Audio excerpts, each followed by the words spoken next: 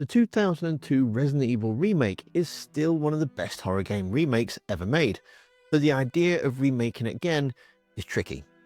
On one hand, Capcom have been on a roll with the RE Engine remakes and modernizing gameplay while keeping the spirit of the originals. But on the other, the 2002 version already holds up incredibly well, especially with its HD remaster. So should it be remade again? There's only one way to find out. Welcome back to the world of survival horror. The original Resident Evil game is one that brought me into the series, and yes, I am that old. You may have heard me telling a story of renting a PlayStation from Blockbuster and spending an entire night playing this amazing game. But it's not aged very well. The game, that is, not my story.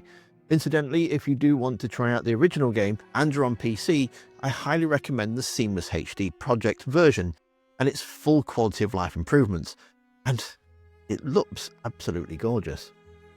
But the Seamless version has only just been released, in the last couple of years, should I say. And it wasn't available at the turn of the millennium. Back then, in order to keep things fresh and creepy, it got an incredible remake. In 2002, the GameCube version stayed true to its original, yet modernizing the graphics and adding to the story. Years later, when Capcom decided to remake the Resident Evil games again, they started with remakes of 2 and 3.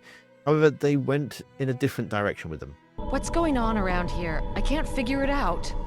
The 2002 remake of Resident Evil 1 stayed faithful to the original, keeping the fixed camera angles and tank controls. While that added to the horror, it also limited the experience for modern players. It's clear the world had moved on, and remaking Resident Evils 2 and 3 with the same control scheme would have seriously limited their customer base. They successfully modernized Resident Evils 2, 3 and 4 using the RE Engine, bringing back these classics to a new generation whilst updating the gameplay mechanics to be over-the-shoulder third person. However, at the same time, changing the story. The most likely reason is budget constraints and the company not wanting just to repeat what had already been done.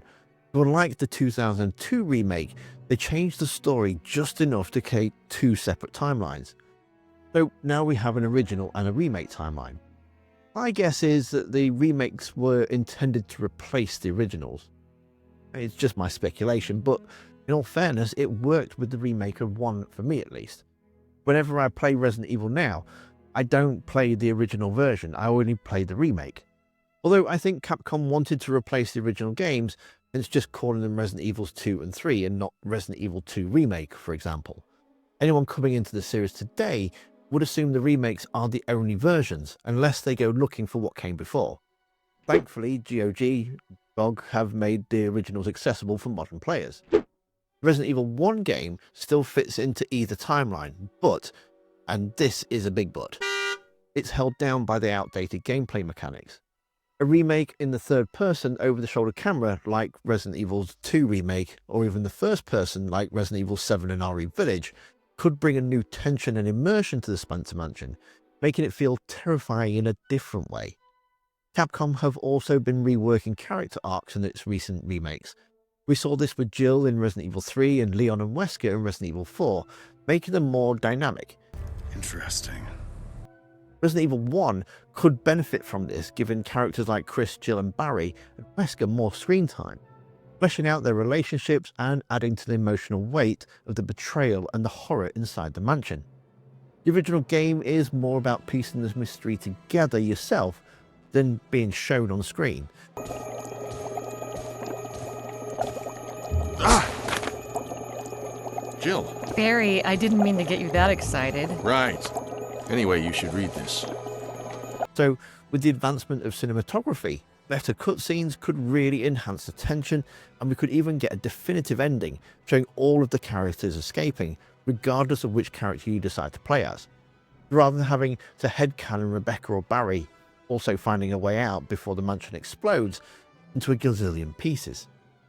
The RE engine is known for its stunning visuals, realistic lighting and atmospheric effects, so a new remake could bring the Spencer Mansion to life in ways that we've never seen before, with dynamic shadows, improved environmental destruction, and even VR support.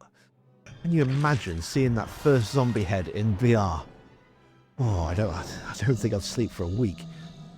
We've seen what they can do with the improvements to the RPD, turning it from this being this brightly lit to this dark, creepy, iconic building. So it makes sense, right? Bringing everything into the RE engine fold and cement the remake timeline as the official one. Well, not really. The 2002 version still holds up incredibly well, especially with its HD remaster. A reimagining of Resident Evil would most likely work better than a straight remake, especially if Capcom wants to justify revisiting the Spencer Mansion yet again. The 2002 remake was already a faithful adaptation of the original, meaning that another one would risk making it feel redundant. Instead of reimagining, they could offer something fresh, whilst preserving the essence of the game. This would also fall in line better with the reimaginings of 2, 3 and 4. As I said before, the original Resident Evil game kept its story simple, with most of the lore hidden in files and the player expected to piece the story together. However, with a reimagining, they could expand the narrative, maybe give Jill and Chris separate campaigns and unique story beats. Instead of one of them being locked up in the prison, maybe have a zapping system like the original Resident Evil 2, where you see the same story but from 2 different perspectives. They could then flesh out Wesker's role, or even integrating more of Resident Evil Zero's elements to tie in with the broader story. One thing they can definitely do is removing Rebecca's personality shift from between the games. The mansion is already one of the best survival horror locations in the entire series, but imagine if it were more interactive, more unpredictable. Instead of static enemy placements, hunters could break through walls dynamically. We know Resident Evil loves a good wall break.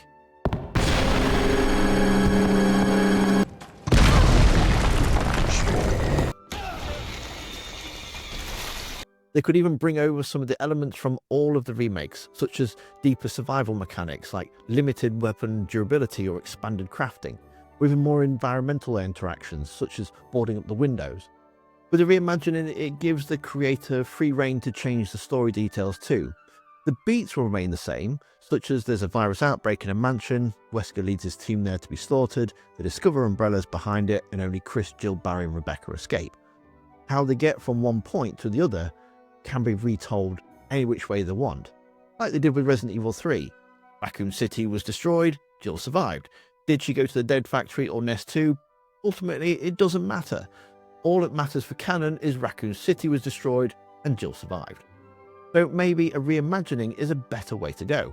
Well, maybe not. Remaking or reimagining it again could be unnecessary, redundant or even harmful for the legacy.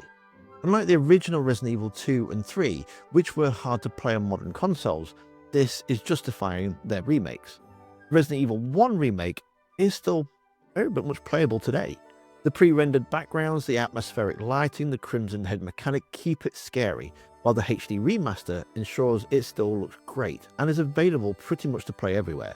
As we've already seen, in the games we've had a remake, they've cut content. So unlike the Resident Evil 1 remake, which added to the story, the chances are this would take out story beats that we've come to expect, in turn making it feel more like a diluted version rather than a remaking of Resident Evil 1, which already fits into either timeline. Capcom could focus on new games or remakes of titles that have actually needed them, like Code Veronica, or even a new entry that builds on Resident Evil 7 and Village, and would push the series forward. Rather than revisiting the same story again, a new remake or a reimagining could be a visually impressive novelty, granted, but it's unlikely to surpass what's already considered a near-perfect remake. The 2002 version still offers a fantastic survival horror experience, and based on their track record, I wouldn't be confident they'll do it justice. But what's your thoughts? Are tank controls and fixed camera a deal breaker for you? And do you think they should definitely remake it, or do you still play the original? Let's have a chat about it down in the comments. I suppose the ultimate question really is, has the remakes taken away more from the series than it's added? Well, to answer that question, you'll need to go watch the video that's on screen now. Thanks for watching, don't forget to hit that like button. I'll see you survivors next time.